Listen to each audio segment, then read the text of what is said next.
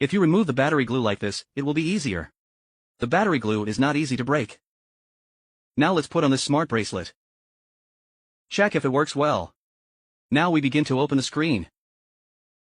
We found that this phone has been repaired before. It seems that the storage has been expanded.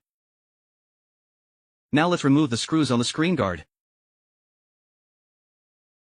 You can use this official tool. It depending on the different state of the phone. Choose an appropriate method to disassemble it.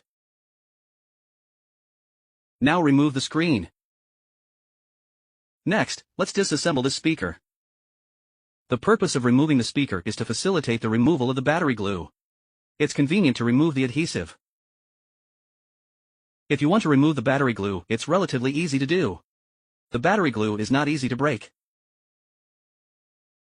We can see that there is a sticker on it when expanding. The sticker not been removed. We all cleaned it. Clean it. Also, this foam is damaged. We will remove it and replace it with a new one later. Now let's clean up the residue battery glue. Then clean up the residue waterproof glue. We begin with the first battery cell. The battery cell is to remove the wire from the original battery. Then solder the wire onto a new battery. It's the transplantation process. Do more with less, be a little more careful and it will be fine. Let's clean up the remaining glue on top of it. Today we're using laser spot welding. The involved leaf and aluminum sheets don't require any special attention.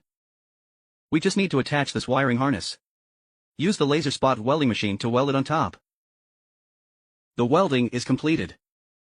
Let's take a look at the effect after welding.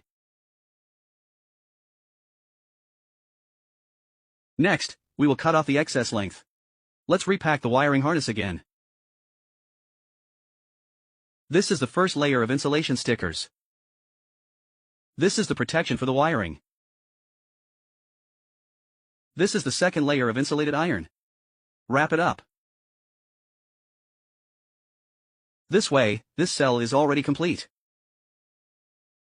Then we will stick on this circular battery adhesive and press it down.